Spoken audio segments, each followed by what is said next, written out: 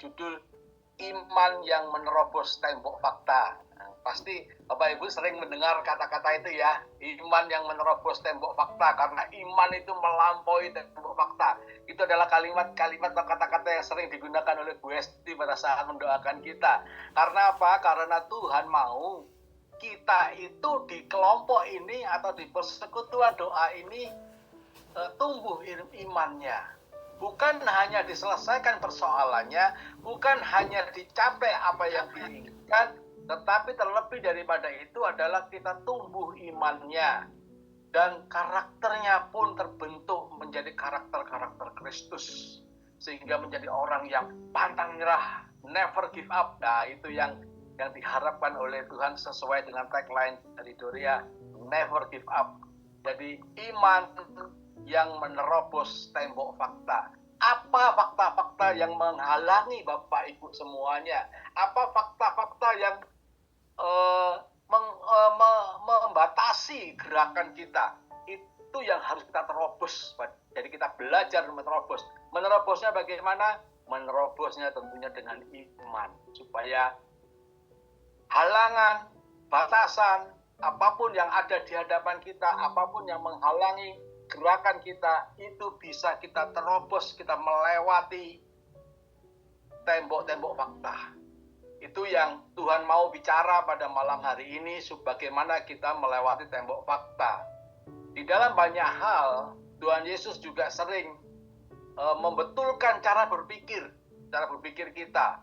Tuhan Yesus sering mengkoreksi apa yang kita katakan. Seperti contohnya, ada seorang yang bilang kepada Tuhan, kalau engkau dapat, sembuhkanlah saya, katanya. Langsung Tuhan mengkoreksi, kalau aku dapat, katamu. Nah, kalau kita baca Alkitab, kita tahu siapa dia, maka dia juga kemudian terkoreksi, kemudian dia ngomong, Tuhan, sembuhkanlah aku, sembuhkanlah saya, dan seterusnya, seperti itu. Itu adalah cara-cara kita menumbuhkan iman. Menumbuhkan iman bukan karena nekat, menumbuhkan iman bukan karena bukan karena kita nggak bisa mencapai semua, tapi karena kita tahu Tuhan menyertai kita dan Dia akan menolong kita. Itu yang Tuhan mau. Makanya kita harus punya iman yang menerobos tembok fakta. Sumber iman itu apa? Sumber iman itu adalah firman Tuhan.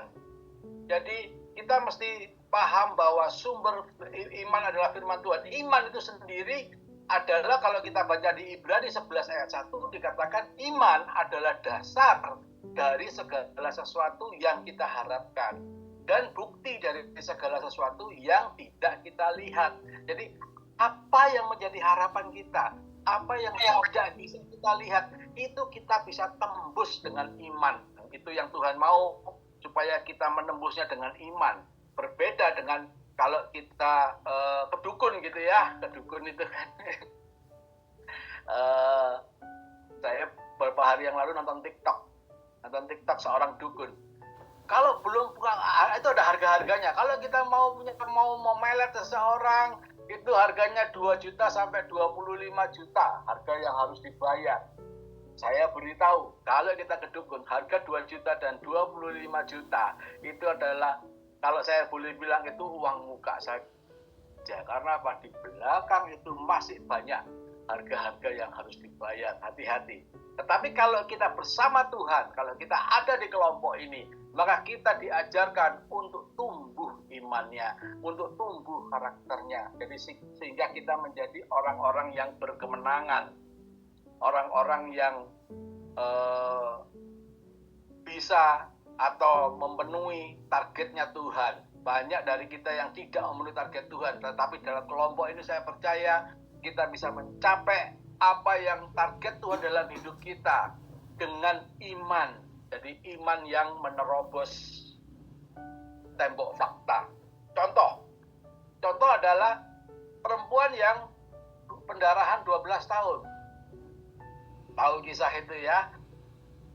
Pada saat perempuan yang pendarahan 12 tahun, apa yang terjadi dengan dia?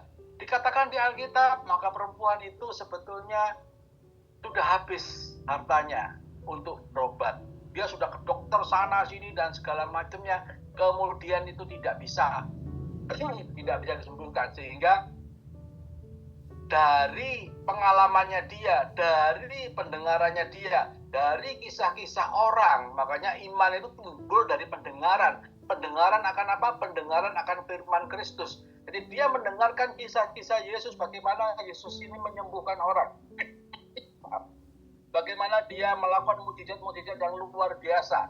Selama Yesus berkarya di dunia, itu ternyata ada 3 hal yang sering dia lakukan, yaitu pengajaran, kemudian dia melakukan mukjizat-mukjizat kesembuhan dan segala macamnya.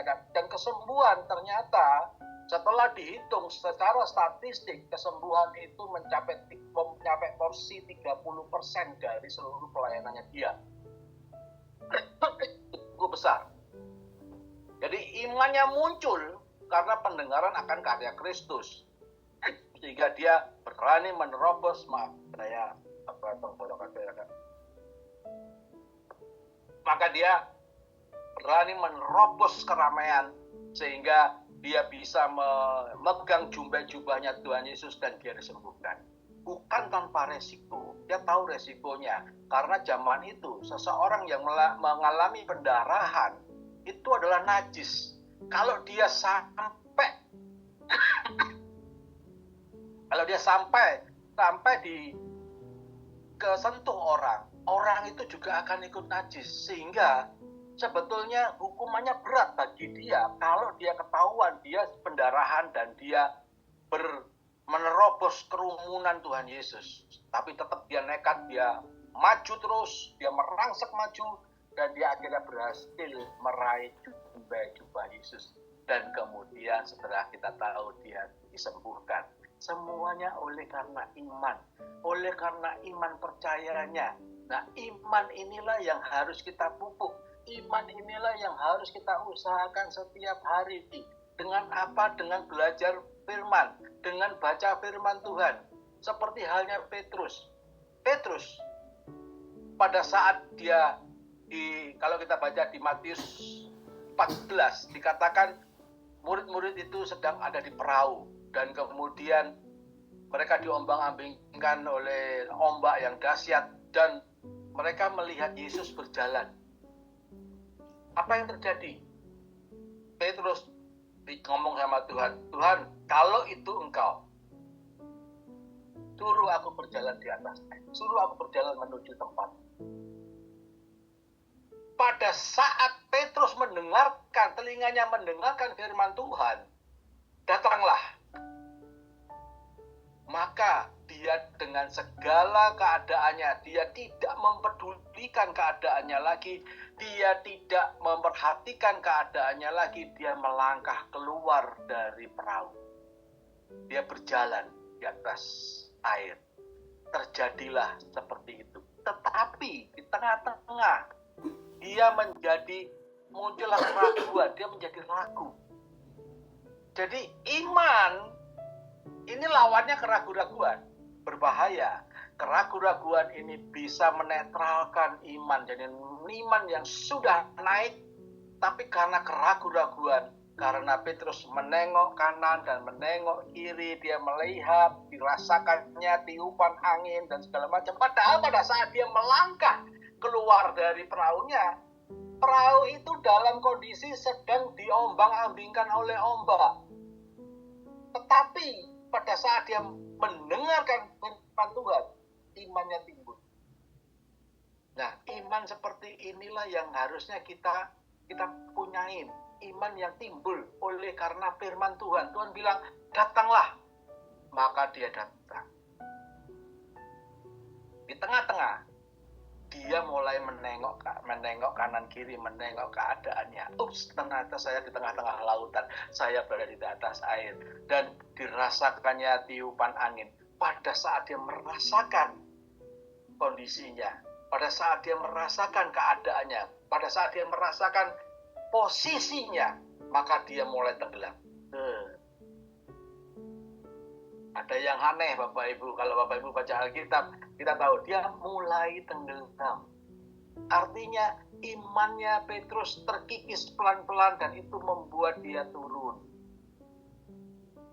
Kalau kita tahu kenyataannya pada saat kita kalau berjalan di atas, kalau kita berjalan melangkah ke dalam kolam, bukan berjalan di atas air ya, berjalan melangkah ke dalam kolam, apakah turunnya pelan? Kan enggak, turunnya kan plung gitu aja kan, langsung bluk gitu masuk dalam air. Tetapi apa yang terjadi pada Petrus, pada saat dirasa dia mulai tenggelam dan kemudian tangannya ditarik oleh Tuhan Yesus, dia naik.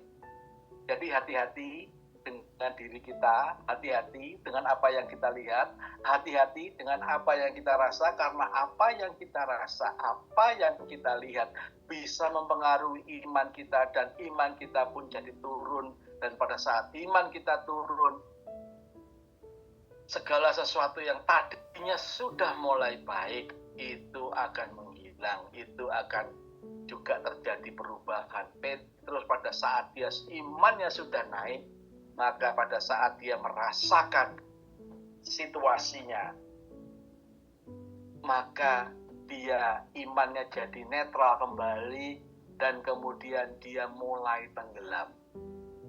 Nah, inilah yang harus kita atasi.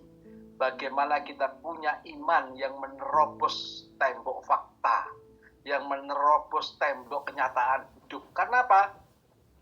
Faktanya mungkin kita sedang sakit. Faktanya mungkin suami atau istri kita sedang bermasalah. Itu fakta. Faktanya kita sedang masalah dengan keuangan kita. Itu juga fakta. Nah, apakah kita bisa menerobos fakta-fakta itu sehingga kita bisa berkemenangan? Malam hari ini mari kita belajar bagaimana bisa memiliki iman seperti Petrus yang berjalan di atas air. Bukan Petrus yang di tengah-tengah ya, sudah turun ya, tapi Petrus yang keluar dari perahu dan berjalan di atas air. Kita ambil contoh dari perempuan Sirofenisia di Matius 15 ayat 21. Coba saya bacakan Matius 15 ayat 21.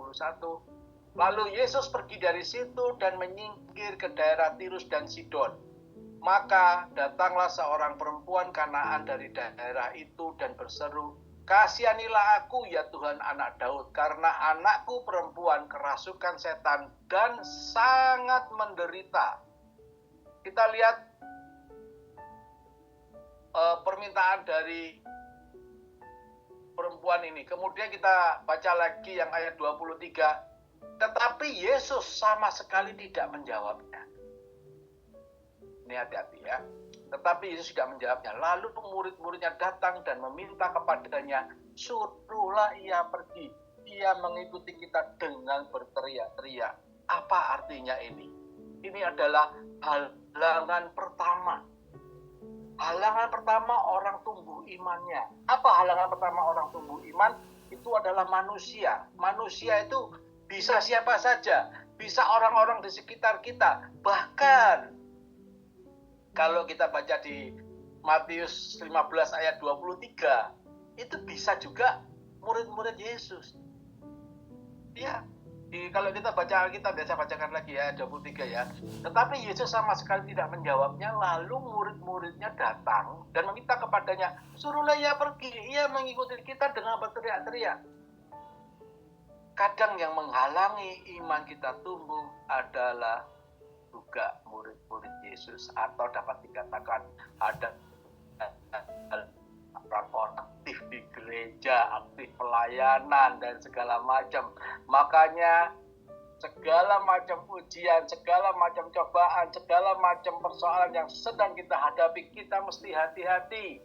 Jadi orang di sekeliling kita mungkin berkata, jangan kejar mujizatnya, kejarlah pribadinya. Enggak salah memang. Jadi perkataan-perkataan itu enggak salah. Kalau kita disuruh diminta mengejar pribadinya, tetapi jangan mengejar mujizatnya. Permasalahannya kita sedang di dalam persoalan yang tidak bisa kita selesaikan. Kita sedang stuck, kita sedang membutuhkan pertolongan, dan pada saat-saat seperti ini kita butuh Tuhan. Dan kita lihat, jangan sampai kita pupus harapan. Jangan sampai kita menjadi orang yang lelah, lemah, kemudian kita nyerah dalam keadaan. Apapun yang kita hadapin, persoalan yang kita hadapin. Sebetulnya saya mengkategorikan persoalan manusia itu hanya 3. Ya, ini angka 3. 3. 1, kesehatan. 2, keuangan. 3, hubungan suami istri atau keluarga, bukan suami istri aja, keluarga di dalamnya termasuk suami istri. Jadi hanya 3 persoalan hidup ini, tapi variasinya banyak banget. Seperti kemarin ya, beberapa pas pertengahan COVID itu ada ibu-ibu yang mengajak adiknya ke rumah kami, konseling, nanya, doa, dan kita tanyain permasalahannya apa. Permasalahannya karena suaminya, saya nggak tahu, perempuan-perempuan yang atau ibu-ibu yang datang ke rumah saya banyak yang suaminya bermasalah. Jadi dia bilang suaminya gini. Aduh, saya selalu kalau ada datang begitu, biasanya saya tidak melakukan konseling yang lebih dalam, tetapi saya langsung kami berdua suami istri langsung mendoakan dia. Pada saat itu Tuhan bilang kalau ini hanya sebentar. Proses akan terjadi, ini hanya sebentar. Saya nggak tahu. Ceritanya kemudian, 1-2 tahun kemudian, jadi beberapa bulan yang lalu, kakaknya ini datang lagi ke rumah kami. Terus dia menceritakan kasusnya. Ternyata dia juga ngalamin kasus yang sama. Dia ngomong sama istri saya, dia kasusnya yang sama. Terus kami tanya, loh adik kamu gimana? Oh sudah Pak, waktu itu hanya 2 bulan beres. Oh iya ya. Ya maksud saya kalau sudah beres ya bilang, info ke kita gitu loh. Jadi kita tahu, oh iya bener. Kalau yang Tuhan ngomong sebentar, ya sebentar. Nggak terus mendoakan, karena kami jadi PR kami gitu loh. Kalau ada orang yang datang ke rumah kami bilang segala macam, maka itu biasanya kami doakan terus gitu kan. Tapi ini nggak ngomong, sampai selesai pun nggak ngomong. Jadi ya biasalah ya, orang-orang itu kalau sudah diberkati kan begitu, udah lupa sama yang mendoakan. Tapi ya nggak apa-apa, kami sebagai hamba Tuhan tuh ya biasa aja ya. Cuman ya seperti itu. Nah, kasus yang berikutnya ini yang panjang. Tuhan bilang panjang, ini akan panjang, akan lama. Wah, dia minta terus doakan. Ya ini proses, saya bilang. Ini proses. Tuhan bilang panjang. Ya berarti apa yang harus dilakukan perlu proses. Tuhan minta kamu berdoa lebih lagi dan seterusnya. Sampai hari ini emang belum beres sih. Tetapi itulah pertumbuhan seseorang, itulah persoalan-persoalan yang dihadapin. Jadi mari kita itu kalau di dalam Tuhan tetap jaga, tetap dalam situasi kekudusan. Jagalah kekudusan, itu harus. Apapun persoalan yang kita hadapin, kita harus terus bertumbuh di dalam Tuhan. Nah,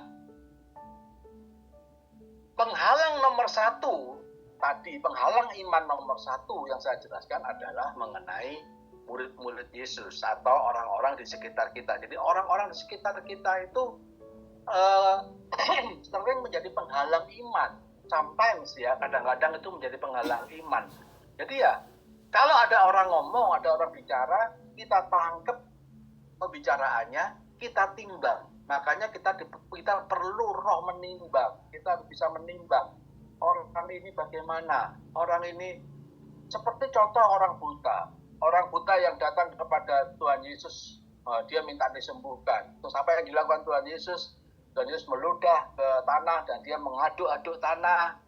Di dalam pengertian saya, kemudian tanah itu dioleskan ke matanya. Dalam pemahaman saya, mungkin dia nggak punya bola mata. Tuhan membuat seperti itu. Jadi dia membuat mengaduk tanah, kemudian mengoleskan tanah itu kepada matanya. Kemudian dia bilang kepada orang itu untuk datang ke kolam Betsaida untuk mencuci mukanya. Perjalanan dari tempat dia dioles matanya oleh ludah dan tanah yang sudah diaduk oleh Tuhan Yesus itu menuju kolam Betsaida diperhitungkan kira-kira itu 4 km. Kalau orang normal berjalan 4 km, jauh 4 km, biasanya 3/4, 45 menit sampai 1 jam nyampe. Tetapi ini yang berjalan orang buta. Orang buta ini berjalan sejauh 4 km. Kira-kira berapa jam? Bisa 2 jam lebih, bisa 2-3 jam, whatever, saya nggak tahu kecepatan dari orang buta kalau berjalan. Yang saya mau bicarakan adalah pada saat dia berjalan, apa yang terjadi? Mungkin teman-temannya ngomong, kamu mau kemana? Oh, saya mau ke sini untuk gini. Udah, kamu sampai hari ini masih hidup, masih ini, udahlah, terima apa adanya, apa kenyataan hidupmu, atau banyak kenyataan, banyak kata-kata, banyak pembicaraan orang-orang di luar yang kejadian itu, di luar pengharapan orang buta ini yang melemahkan imannya. Tapi kalau kita baca, kita tahu orang buta ini sampai di tempat dan dia bisa membasuh mukanya dan dia menjadi sembuh. Kejadian bisa di tengah-tengah kejadian atau halangan, bisa di awal, halangan juga bisa mendekati akhir. Orang ini sampai di akhir sukses, dia sampai bisa melihat. Itu adalah halangan pertama. Halangan pertama adalah orang-orang di sekitar kita, orang-orang di sekitar Tuhan, orang-orang di sekitar gereja bahkan ya. Makanya kalau kita menjadi orang-orang yang di dalam gereja, kita menjadi, jangan menghalangi pertumbuhan iman orang, tetapi marilah kita ajak orang itu bertumbuh imannya. Rintangan yang kedua itu bicara mengenai apa? Rintangan yang kedua itu bicara mengenai pikiran kita. Ini, pikiran kita nih. Kita tahu bangsa Israel, berapa juta yang dia keluar dari Mesir? Itu 2 juta. Kemudian mereka yang masuk ke tanah perjanjian berapa orang? 2 orang. Ini yang selalu sering saya ingatkan.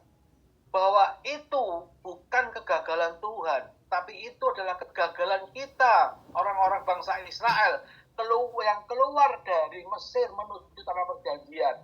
Yang berhasil hanya 2. Jadi bukan Allah yang gagal, tetapi bangsa Israel yang gagal. Jangan kita menjadi bangsa Israel yang keluar dari Mesir, dari di mana mayoritas gagal mencapai tujuan Tuhan, mayoritas tidak bisa mencapai target iman yang ditargetkan oleh Tuhan. Jadi memang penghalang itu selalu ada. Tembok-tembok fakta itu selalu ada. Itu yang harus kita pelajari, kita harus pegang erat-erat Bapak Ibu. Sehingga kalau kita baca di Alkitab di ayat selanjutnya ya, saya bacakan. Di ayat 24. Jawab Yesus, aku diutus. Ada domba-domba yang hilang dari umat Israel. Jadi memang Tuhan Yesus hanya diutus kepada domba-domba atau yang hilang dari umat Israel. Jadi dia memang hanya diutus kepada Israel. Tetapi perempuan itu mendekat dan menyembah dia sambil berkata, Tuhan, tolonglah aku. Dia tetap dengan kekeh. Dia memastikan bahwa apa yang dia mau harus terjadi. Karena dia sedang berhadapan dengan Tuhan. Pikiran kita yang dimainkan. Jadi setelah lingkungan kita, sekarang pikiran kita harus kita bisa. Jadi walaupun Tuhan Yesus ngomong, aku diutus kepada bangsa Israel, bukan orang non-Yahudi. Jadi kadang kita merasa tidak patut. Kadang kita merasa tidak pas. Tetapi pada saat kita mempunyai pikiran yang benar, kalau saya memohon kepada Tuhan, pasti itu terjadi. Sehingga apa yang terjadi? Tuhan yang menyembuhkan. Jadi kita mesti percaya bahwa Tuhan yang menyembuhkan, bukan siapa-siapa, bukan siapa yang mendoakan, bukan siapa yang sedang berdoa buat kita, tetapi yang menyembuhkan adalah Tuhan. Jadi kadang kita merasa tidak patut, kadang kita merasa tidak patut atau apalagi ya, tidak pantas, tidak pantas, tidak yakin, tidak pantas, apalagi tidak patut, itu sama semua. Tetapi kita yakin bahwa kita percaya bahwa Tuhan mau menyembuhkan kita, atau kita tidak berhak atas mujizat itu, tetapi imannya, oleh karena imannya orang tadi ini, perempuan ini, orang Venesia ini, kemudian orang itu bisa menerima mujizat oleh karena imannya, iman yang tumbuh, yang menerobos fakta bahwa dia bukan orang Yahudi. Yes, memang dia bukan orang Yahudi. Jadi apa yang dikatakan Tuhan? Ya, saya bukan orang Yahudi. Dia mengiyakan semuanya. Sehingga dia akhirnya menerima mujizat itu. Dia akhirnya bisa mengalami, anaknya bisa mengalami kesembuhan. Jadi karena iman, dia menerima mujizat. Rintangan yang terakhir. Rintangan yang terakhir. Sikap hati. Sikap hati ini adalah sikap hati yang siap menerima mujizat, sikap hati yang siap menerobos tembok fakta.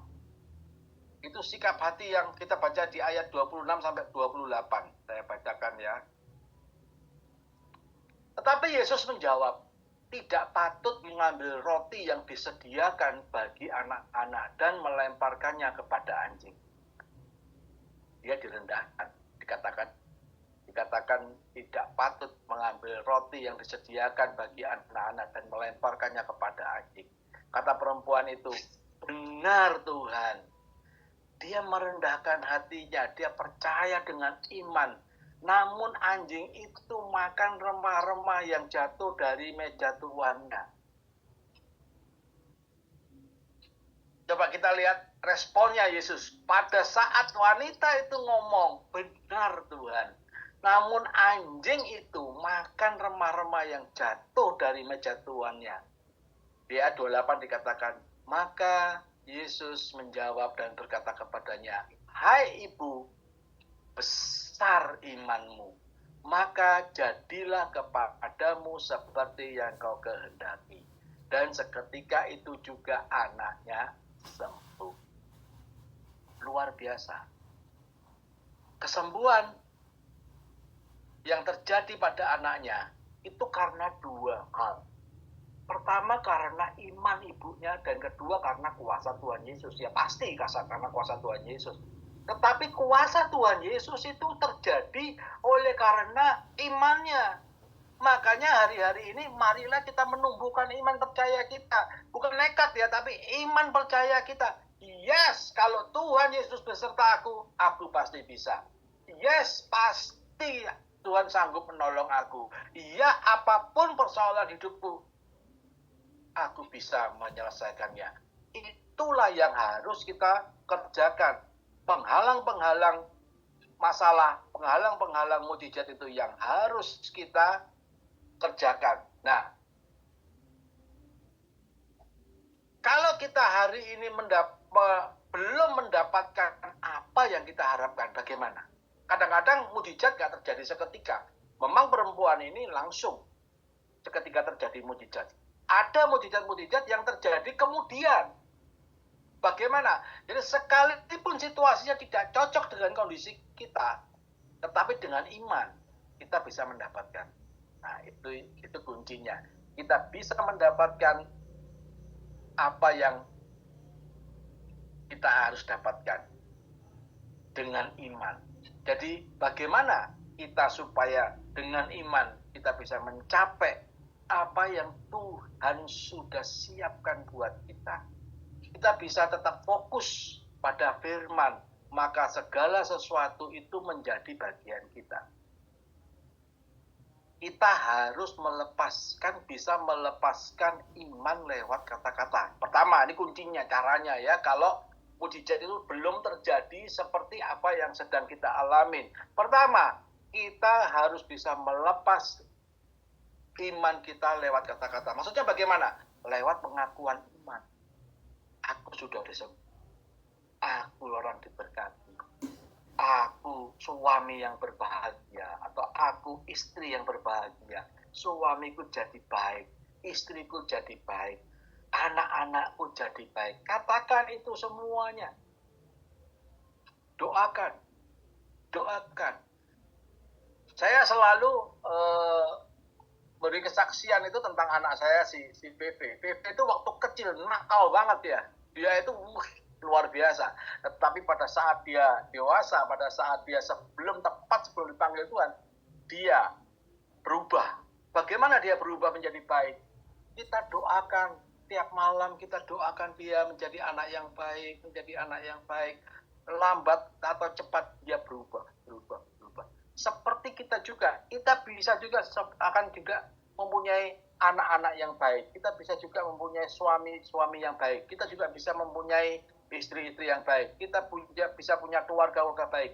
Bahkan lebih dari itu, kita juga bisa disembuhkan apapun penyakit kita. Penyakit-penyakit itu akan bisa disembuhkan. Bilur-bilur Yesus sudah menyembuhkan. Katakan seperti itu. Itu adalah cara-cara kita supaya mujizat terjadi dalam. Lepaskan iman lewat kata-kata.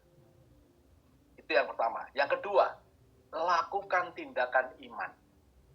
Pada saat di kolam Betsaida, dia ngomong sama orang yang di sana yang lumpuh. Dia bilang, bangun dan angkat tilammu.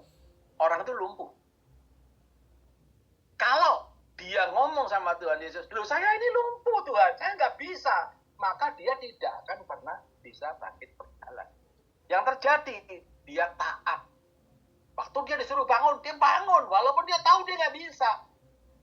Dia tahu dia lumpuh, maka dia bangun. Disuruh bangun, dia bangun. Pada saat dia disuruh ngangkat tilamnya, dia angkat tilamnya. Pada saat dia disuruh berjalan, dia berjalan. Ini adalah tindakan iman. Untuk seorang lumpuh, berjalan itu butuh proses. Nah, itu yang dilakukan oleh Tuhan kepada orang itu. Jadi, lakukan tindakan-tindakan iman. Kalau Tuhan ngomong, bangun, bangun. Tuhan ngomong, angkat tilam, angkat tilam. Tuhan ngomong, berjalan, berjalan. Jadi, ada kerjasama antara kita dengan Tuhan. Memang seperti itu. Karena apa? Tuhan mau iman kita juga ikut naik. Yang ketiga, terakhir, menerima iman melalui pikiran kita dan sikap hati. Maksudnya bagaimana? Maksudnya kita mengiman. Yes, aku pasti bersama Yesus lakukan perkara-perkara. Bila perlu tiap hari kita nyanyi, bersama Yesus lakukan perkara besar, bersama Yesus tidak ada yang sukar, bersama Yesus ada jalan keluar untuk masalahmu, untuk masalahku, untuk masalah kita semua. Yesus, anak domba Allah, juru selamat umat manusia. Dan seterusnya. Nyanyikan lagu-lagu pujian yang membangkitkan iman. Maka percayalah dengan iman, segala sesuatu pasti akan berhasil dan segala sesuatu pasti terjadi sesuai dengan iman kita. Pada saat iman kita tumbuh, maka kita bisa menerobos tembok fakta yang menghalangi kita. Demikian firman Tuhan pada malam hari ini. Semoga kita semuanya dikuatkan dan iman kita ditumbuhkan sehingga kita bisa menerobos tembok fakta. Apapun fakta yang sedang menghalangi Bapak Ibu, apapun kenyataan hidup yang ada dalam Bapak Ibu, semuanya bisa terterobos dan semuanya bisa terselesaikan dan Bapak Ibu mencapai tujuan. Yang sakit disembuhkan, yang lemah dikuatkan, yang miskin diperkaya. Itu kata Tuhan, semuanya harus menjadi baik. Demikian firman Tuhan pada malam hari ini. Semoga kita semuanya dikuatkan, semoga kita semuanya dimampukan dan kita dimerdekakan oleh karena iman dan oleh karena kita mempunyai iman yang sanggup menerobos tembok fakta. Terima kasih ya Tuhan, kami mengucap syukur oleh kasih-Mu yang luar biasa. Engkau yang terus memberkati kami, Engkau yang terus menolong kami, Engkau yang terus membangkitkan iman kami, sehingga apapun kenyataan hidup yang menghalangi kami, Engkau yang akan menolong kami. Terima kasih ya Tuhan. Biarlah iman kami tumbuh dan menjadi kuat. Dalam nama Tuhan Yesus, mari kita diberkati sama-sama katakan amin.